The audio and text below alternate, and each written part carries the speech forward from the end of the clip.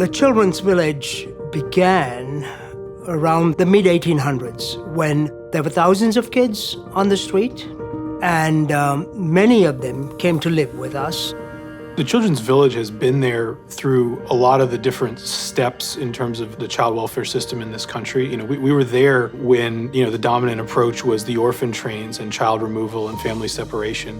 The vast numbers of children that were taken away from their families and put into our institutions shouldn't have happened. And that is part of our history that I never want anyone to forget, because that's real. While many organizations try to find meaning in their history, we have found a path forward through our history. It used to be that, you operated one big institution, and regardless of where kids came from, they kind of had to fit into what you were doing. Now the programming here is a lot more specialized. The campus itself has changed a lot over the last 15 years. You're constantly working to update it and reinvest in it because, one of our core values is that kids deserve spaces that are beautiful and welcoming. You want to make the atmosphere of family. We usually do holiday dinners, Thanksgiving dinners. We try to build the relationships so the kids can feel hopeful. Children should be with their families. When they get discharged and they're able to reunite with their families, we are hoping that they don't return. That's a good sign that we have done something right. We take great pride in that move away from Children's Village being a destination to Children's Village being a transition point. We want to treat residential as an emergency room. The family and the child get reunified and services are provided to them in the community, in the home, not in residential. We have some grandparents who are raising their kids. We have working parents. We have parents who are looking for work. We have to be in the community, and there has to be people in place who are really willing to do the work to let these young people and these children know that you're not a product of your environment. There is help. And that's why Children's Village is here. We're providing more community behavioral health programs, housing programs, supports that really help people stay where they want to be and succeed in the community. As opposed to removing a child, you meet them where they are in the home, you work on the dynamics, communication, and then over time the family is able to just learn things and do it for themselves, and then they can keep going forward in their own homes. I think the best part about it was her coming to our home because it was never an inconvenience for us to have to get them dressed and go here or travel anywhere. It was always really good for her to be in our presence and know exactly what's going on in our household. I could just sit down and I could feel like I'm at a place where I could be safe and answer better and don't be mad because I'm not with my family, and it makes me feel more protected. The children we serve are not broken. They're not bad kids. They're simply kids to whom bad things have happened. And today, the bad things that happen to our children is being separated from their families.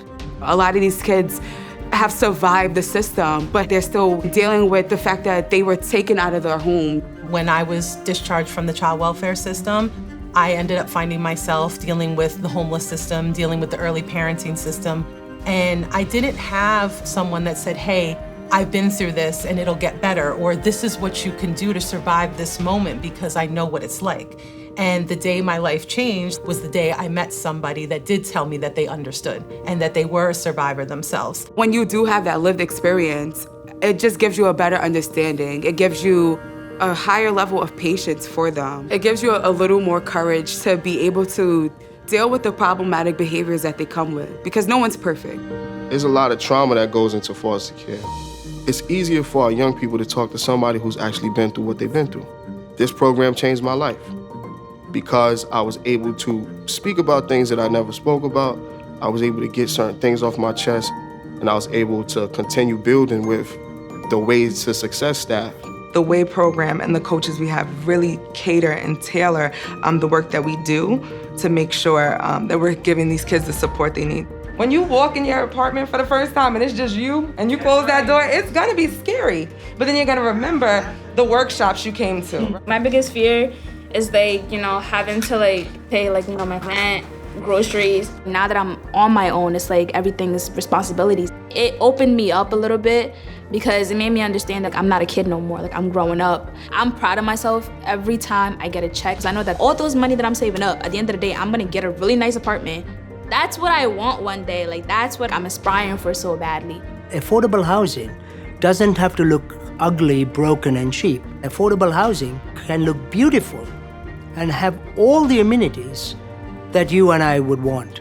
They don't have to accept the project building, the urine in the elevators. They can say, I could have more. Not only affordable, but beautiful housing for families. And that's what we did with the Harlem building. When you give a young person their own space, it truly changes everything. The difference in looking at where I came from and where I'm at now, I'm able to open my door and say, okay, I know the AC is gonna be on. It's a hot day. I can relax and feel like a human. When you're in the mud, when you're in the thick of it, you can't really see the other side. But there is a other side. There is a life without pain. And so for me getting that apartment, it was like, yo, this isn't just my space. This is me and my freedom. There's times where the sun sets, and the sunset is so vibrant. The sky looks pink and blue at the same time, and then orange and yellow. That's where my peace is. Being able to gaze out and say, wow, like this is where I live, like this is cool. We are building the future of our nation. That we are taking steps to break away from our history. We know that we need to start seeing families and children as partners in the work, system-wide. We really strive to create a model where institutions can challenge their ideologies around trust and how they interact with young people and really break the glass ceiling on what's possible. The promise of the United States is that we can come together to be greater than where we began. The institution that began a system has had the opportunity to change that system. That's pretty exciting.